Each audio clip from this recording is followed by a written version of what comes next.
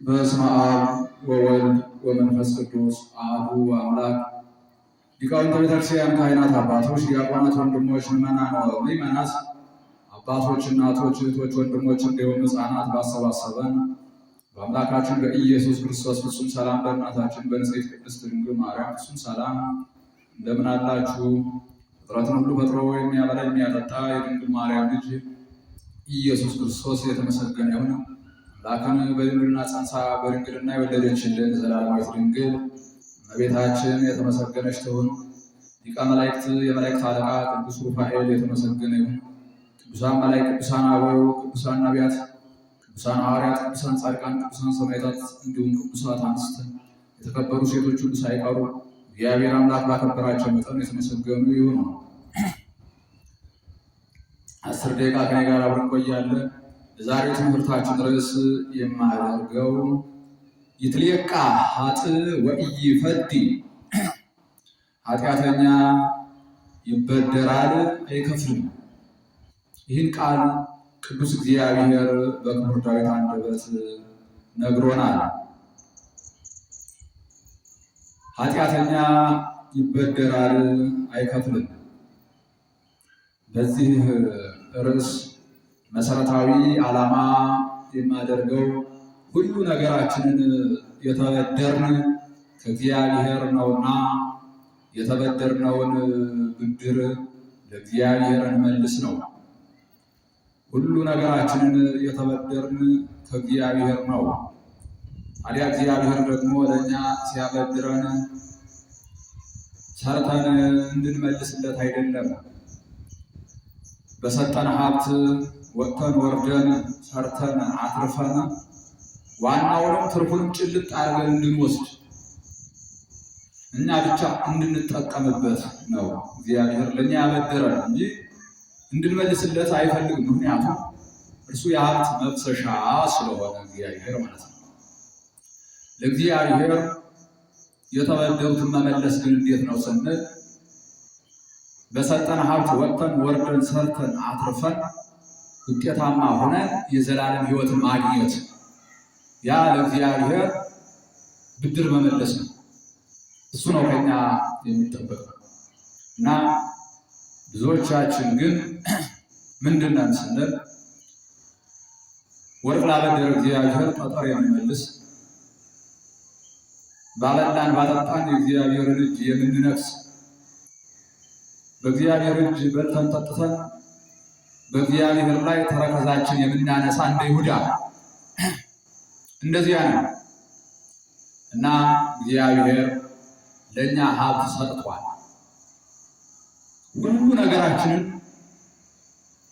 ነገራችንን ያበደረን እግዚአብሔር ነው እና እኛ ግን ገብረ ሐካይ ክፉን ባሪያ ሁነናል። የተበደረውን እንደቀበረው ክፉ ባሪያ።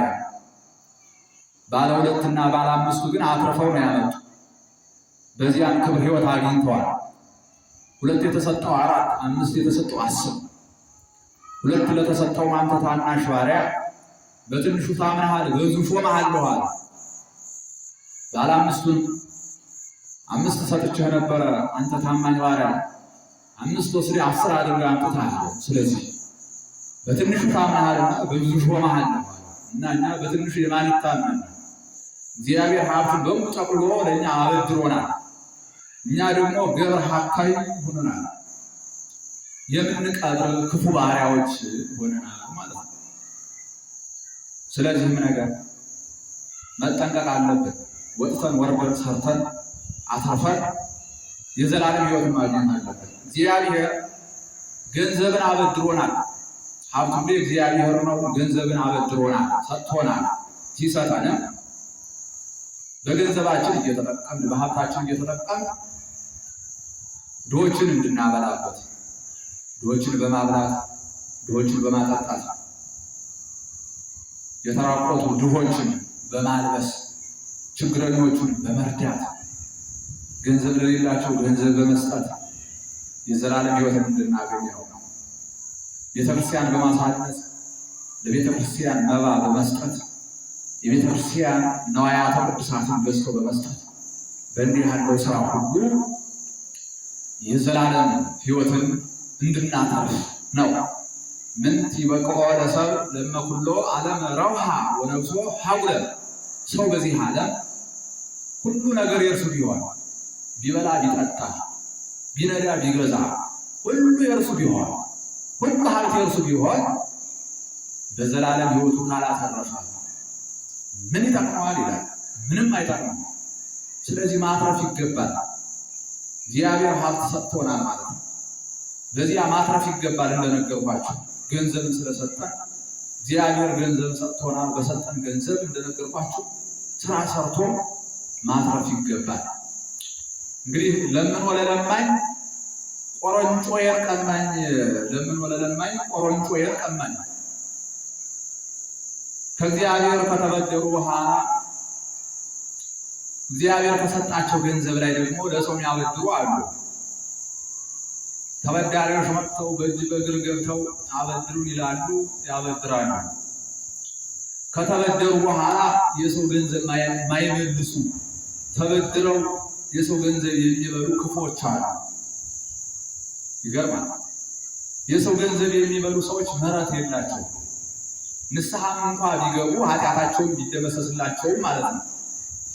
የተበደሩትን ገንዘብ ግን በሂደት ቀስ በቀስ የተቻላቸውን እየከፈሉ መጨረስ አለባቸው። ያበደሯቸው ሰዎች እንኳ ከዚህ ዓለም ቢለዩ ለልጆቻቸው ወይም ለትዳር አጋሮቻቸው ለአበዳሪዎች መስጠት አለባቸው። የትዳር አጋር ባይኖራቸው ልጅም ባይኖራቸው በስማቸው ለቤተ ክርስቲያን መስጠት ወይም በስማቸው ለድሆች መመጽወት ይገባል።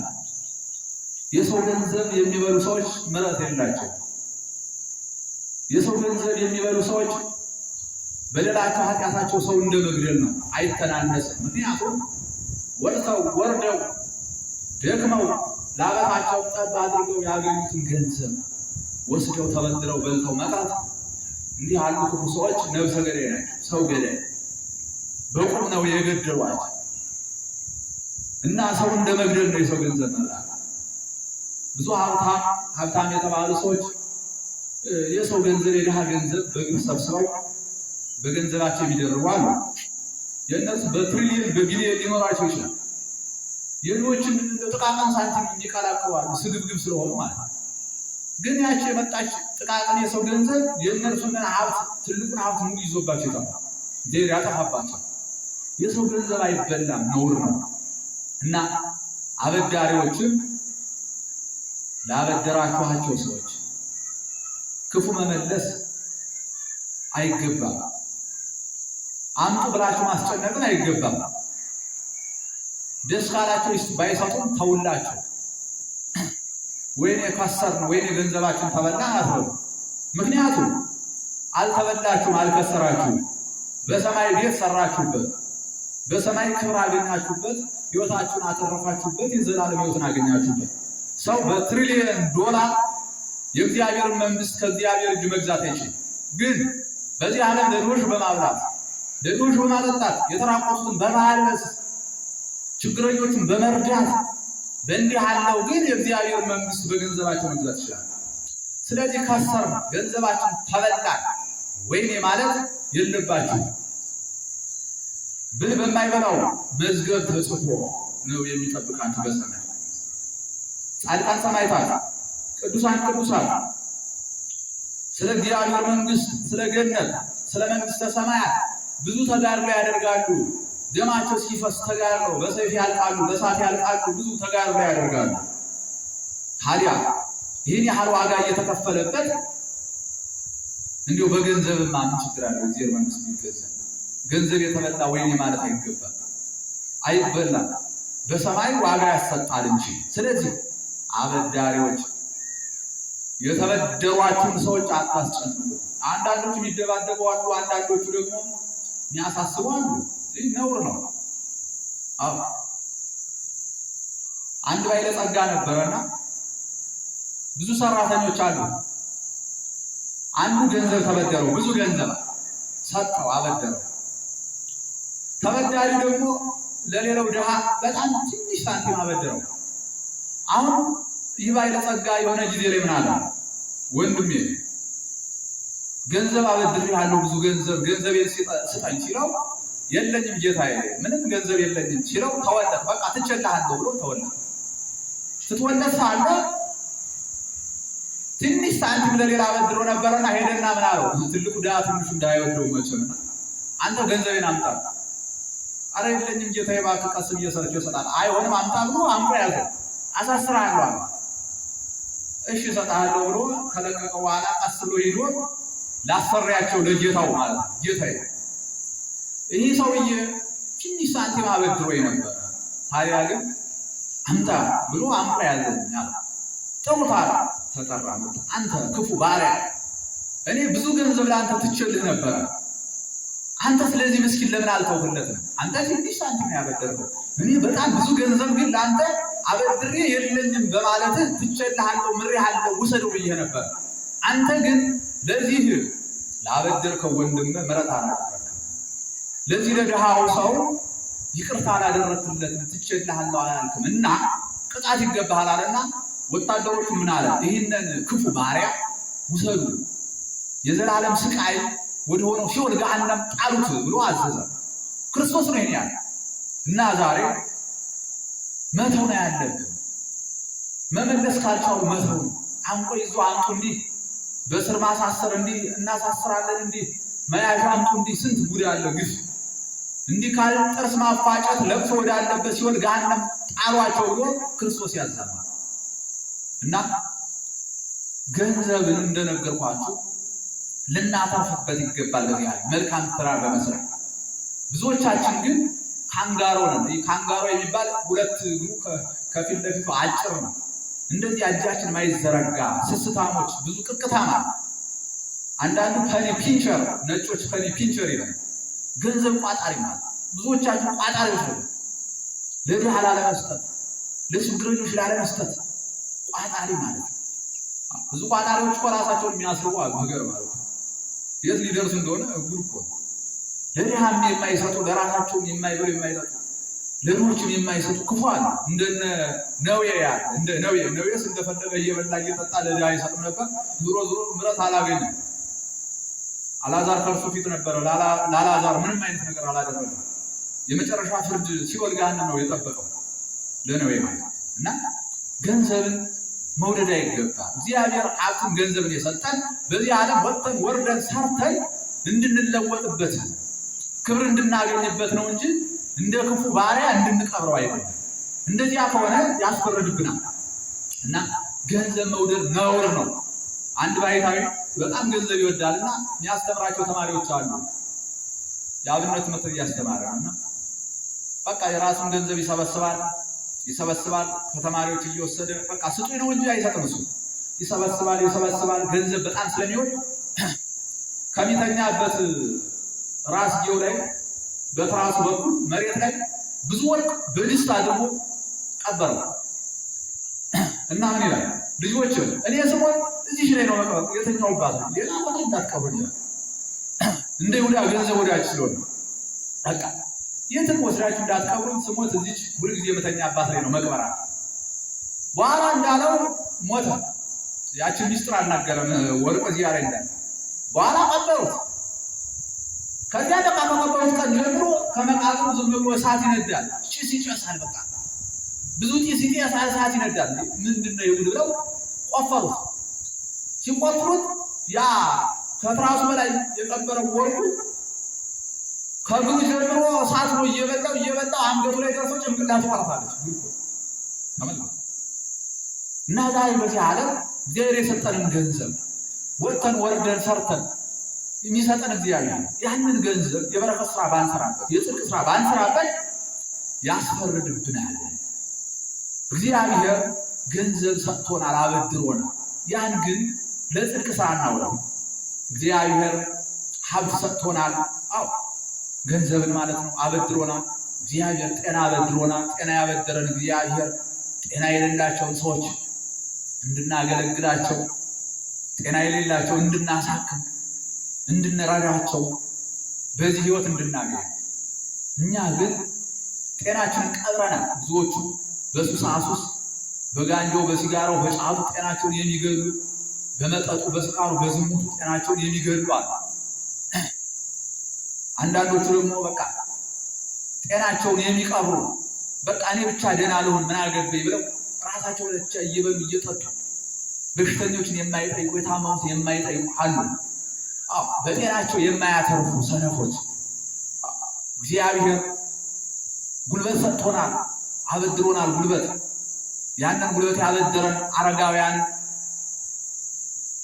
ታላላቆችን ሽማግሌዎችን ማለት ነው እንድንረዳ ልክ መቄዶንያ እንደሚባለው እንደዚያ እንድንረዳ የወደቁትን አንስተን እንድንሸከም ርኅራኄ እንድናደርግ በጉልበታችን ክርስቶስ ልክ ርኅራኄ አድርጎ መጻጉዕን 38 ዓመት በዚያ በደዌ ይኖር የነበረውን እንዳነሳው በርጤሜዎስን ዓይኑን ፈውሶ እንዳነሳው ልክ እንደዚህ በተቻለ አቅም ደካሞችን እንድንደግፍ ደካሞችን እንድናገለግል እናት አባቶቻችን እንድናገለግል ሕዝብን እንድናገለግል በጉልበታችን ደካሞችን እንድናገለግል በዚህ የዘላለም ሕይወት እንድናገኝ አትርፈን እግዚአብሔር ጉልበትን ሀብት አድርጎ ሰጥቶናል። እግዚአብሔር እውቀትን ሀብት አድርጎ ሰጥቶናል። ብዙዎቻችን ደግሞ እውቀትን የምንቀብራለን። እግዚአብሔር እውቀትን ሀብት አድርጎ የሰጠ በክህደት ያሉትን ወደ ማመን እንድናመጣ በሞት በኃጢአት በበደል ያሉትን በማስተማር ወደ ሕይወት እንድናመጣ ነው እና ብዙዎቻችን ግን እውቀታችንን የምንቀብራለን። ከአፋፍ በታች ወርደን የማናስተምር እንዲሁ ዝም ብለን በከተማው በእብነበረዱ የምናንጸባረቅ በየከተማው የምንፋሰስ ተፋሰሶች አለ። ቤተክርስቲያን እኮ በወርቅ ብትሰራ፣ በእብነበረድ ብትሰራ፣ በጭቃ ብትሰራ፣ በሳርም ብትሰራ ቤተክርስቲያን ሀብት ናት፣ ታላቅ ናት፣ አንዲት ናት። ታዲያ ግን ብዙዎቻችን እግዚአብሔር የሰጠንን ሀብት እውቀትንም በመቅበር ከአፋፍ በታች ወርደን አናስተምርም በማለት ስንቱን ለመናፍቃን አስበላን፣ ስንቱን ለክህደት አካላት አስበላን። ለእነዚያ ደም ግን ተጠያቂ መምህራን ናቸው። የእነዚያ ደም እግዚአብሔር ከመምህራን ይፈልጋል። እንግዲህ ከተማ ውስጥ ብቻ መኖርን ከማን እንደተማርነው አናውቅም፣ ጉድ ነው። ከሐዋርያት ግን እንደዚህ አይደለም የተማርነው። ሐዋርያት መነሻቸውን ምንድን ያደረጉ ኢየሩሳሌም ላይ ኢየሩሳሌም የምድር ሴንተር የዓለም የምድር መሰረት የምድር ዋናዋ መሀል ናት፣ ሴንተር መሀል ናት። ሐዋርያት መነሻቸውን ከኢየሩሳሌም አደረጉ። ከዚያ በኋላ በአራቱ ማዕዘነ ዓለምን ዙረው አስተማሩ። እስከ እልዋሪቆን እስከ ጽንፈ ምድር ሰዎች እስከማይኖሩበት ድረስ ጫፍ እስከ ጫፍ ዓለምን አዳረሱ እና በሐዋርያት ላይ በኢየሩሳሌምና በዓለም ጫፍ የተሰበከው ወንጌል አንድ ነው፣ እኩል ነው የተሰበከው። ዛሬ ወንጌል በከተማ ብቻ በቃ ከአፋፍ በታች ተበላ ህዝቡ። በጣም የሚያሳዝን እኮ መናፍቃን ግን የክህደት መርዛቸው ከዓለም ጫፍ እስከ ዓለም ጫፍ እየዘሩት ነው። የማይገቡበት ቦታ የለ። እኛ አስተኝተናል፣ ትውልድ እያስበላን ተጠያቂ ነን። እግዚአብሔር ይጠይቀናል፣ ይፈርድብናል። ተመልከቱ፣ ይህ በጣም የሚያሳዝን ነው እና እውቀትን የሚቀብሩ አሉ። እውቀታችን የምንቀብር ማለት ነው። እግዚአብሔር ደግሞ ይፈርድብናል። ስለዚህ እግዚአብሔር እውቀትን ሀብት አድርጎ የሰጠ ሰዎች ወጥተው ወርደው አስተምረው ሰዎችን ከክህደት መልሰው ክርስቲያን አድርገው ሰዎችን ከኃጢአት ከበደል እንዲመለሱ እያስተማሩ በመመለስ በዚህ እንዲያተርፉ የዘላለም ክብርን እንዲያገኙ ነበረ። በዚህም እየጠፋን አለን ማለት ነው እና እግዚአብሔር ብዙ ሀብት ለእኛ እያበደረ ነው። እኛ ግን አስቸጋሪዎች ሆነናል። ብድር የማንመልስ ሆነናል። በከንቱ ብድራችን እግዚአብሔር ያበደረን ሀብት ሁሉ የምናባክን ሆነናል። ዘመናችን ሁሉ የምናባክን፣ በዘመናችን የምንባክን ከንቶች ሆነናል። ይትሌቃ ኃጥእ ወኢይፈዲ፣ ኃጢአተኛ ይበደራል አይከፍልም። ስለዚህ ግን እኛ ኃጢአተኛ መሆን የለብንም። የተበደርነውን አንከፍልም ማለት አይገባል። ከእግዚአብሔር እንደተበደር በሚገባ የሰጠንን መክሊት ወጥተን ወርደን አትርፈንበት የዘላለም ሕይወትን ልንገዛበት የዘላለም ሕይወት ገነት መንግሥተ ሰማያትን ልናገኝበት ይገባል ነው። ሰዓት የለን ወሳለገ